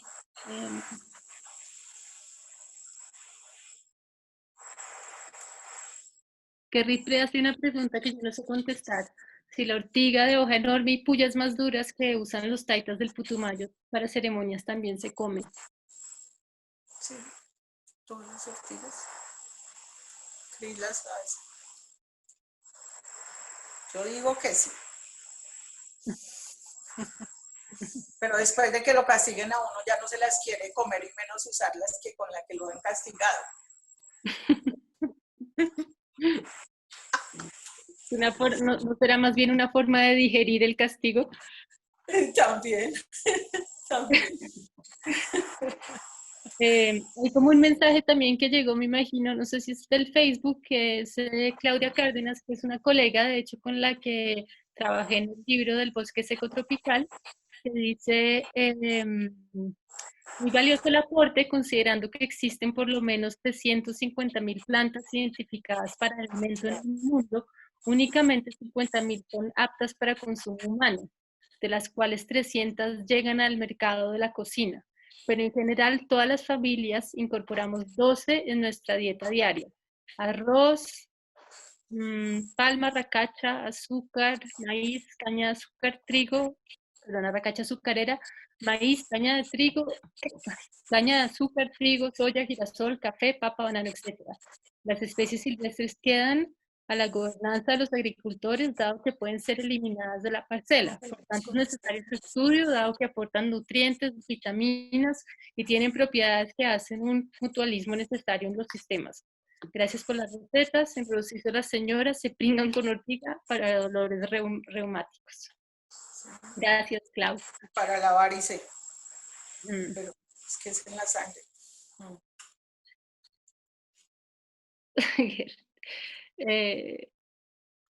Bueno, creo que eso es. Que se nos acabó el tiempo, además. Bueno, muchas gracias a Cristina, María, Laura, Elena por esta sesión tan bonita. Para todos, pues recuerden que ya están todas las sesiones en el canal de YouTube por si quieren revisar algunas cosas. En la carpeta de Drive, en la que les compartí el link, también hay un montón de material muy interesante sobre la PACA. Están los videos de las sesiones pasadas. También les dejé ahí el libro de Bárbara sobre la curación como tecnología, del que nos va a estar hablando un poquito la próxima semana, entonces también por si quieren echarle una revisada desde ya. Bueno, hay un montón de material, entonces quería recordarles eso. Esperamos que también cuando podamos volver a Odeón ya estamos haciendo aquí planes con Elenita de ir a hacer una sopa de ortiga con un montón de ortiga que tenemos allá. Entonces todos invitadísimos para conocernos ahora sí en la presencialidad. Un abrazo a todos, muchas gracias. Marcela, Qué linda sesión. Una última cosita, voy a mandar al chat mi correo y si quieren, no sé, Enrique y los que como que tenían como cosas puntuales que querían que habláramos como por fuera de la sesión, escríbanme con frescura. Buenísimo, gracias. Muchas gracias. Bueno, no, muchas gracias a ustedes, María, Lau, Elena. Quedó pendiente leer el texto de Laura, pero bueno, después en soledad y en preparándose alguna de las recetas lo pueden leer, es hermoso. Porque me acuerdo de una señora que conocimos con Cristina Sandoval, muy hermosa en Medellín, que decía que uno debe ser como la maleza, crecer donde nadie lo esperó y dar fruto cuando nadie lo espera. Una mujer muy sabia que trabajaba con las plantas medicinales en cercanías de Medellín. Chao, muchas gracias. Hasta luego. Gracias. Abrazos, gracias.